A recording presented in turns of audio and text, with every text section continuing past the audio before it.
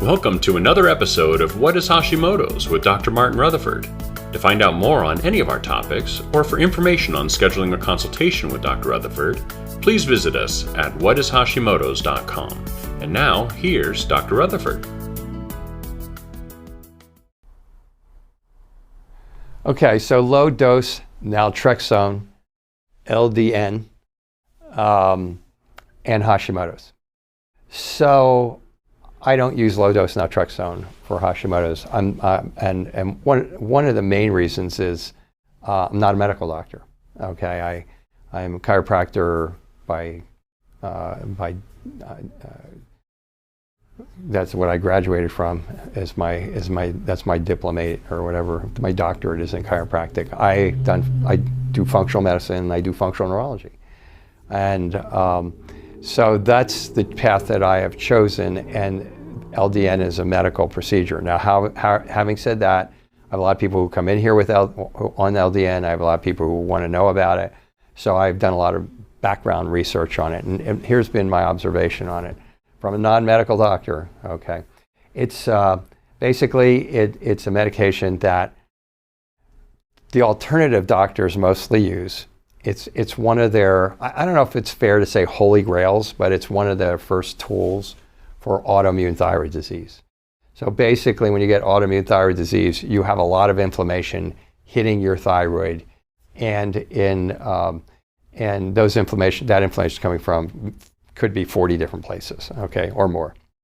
So that inflammation creates an inflammatory response, and you get shaky and jittery when the thyroid hormone starts going out. And the medical model doesn't really treat Hashimoto's very well.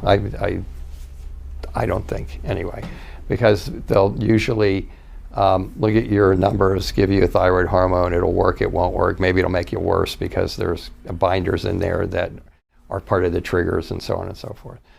And so they don't really treat autoimmunity the way functional medicine practitioners do. So they treat autoimmunity by giving you steroids or immunoglobulin if it's really a serious autoimmune problem. So in between all of that is low-dose Naltrexone. So low-dose Naltrexone, what it does is it goes in and increases the endorphins in your body. And the endorphins are those feel-good endorphins that make you feel good. And they also alter chemistry that will, to certain degrees, dampen the inflammatory responses. And they're not anti-inflammatories, but through chemistry, I did used to teach biochemistry at one point in time. Through chemistry, they have a kind of a chain reaction effect where they'll help to calm down the thyroid to a certain degree. And I have a lot of patients who come in and it's really helped them. Okay, and so it doesn't really take care of the problem. I'm not trying to be demeaning by saying it is kind of a Band-Aid. And then there are a lot of people, and I don't know who's asking this question, but there are a lot of people that can't take it because it will cause a lot of people to have bad dreams and nightmares and things of that nature. So it's a tool. It's a tool if you're not up on what all the triggers are for Hashimoto's, if you're not changing your diet, if you're not at least off of gluten, which is like the number one trigger for Hashimoto's, if you're not doing all those things, if you have a bad gut, you're just not doing any of that, and you're looking for some sort of like something that's just going to make you feel a little bit better.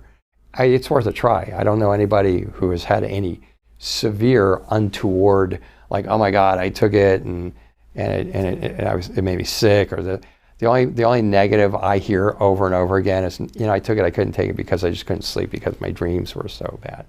And there's people take it and it doesn't do anything for, like every medication, and that's pretty much what I see in clinical practice. I haven't gone online to see the Wikipedia the Wikipedia explanation of low-dose Naltrexone or anything, but in real practice, that's been my experience of treating several thousand, probably at this point in time, Hashimoto's patients. Thank you for joining us for another episode of What is Hashimoto's? To find out more on any of our topics, or for information on scheduling a consultation with Dr. Rutherford, please visit us at whatishashimotos.com.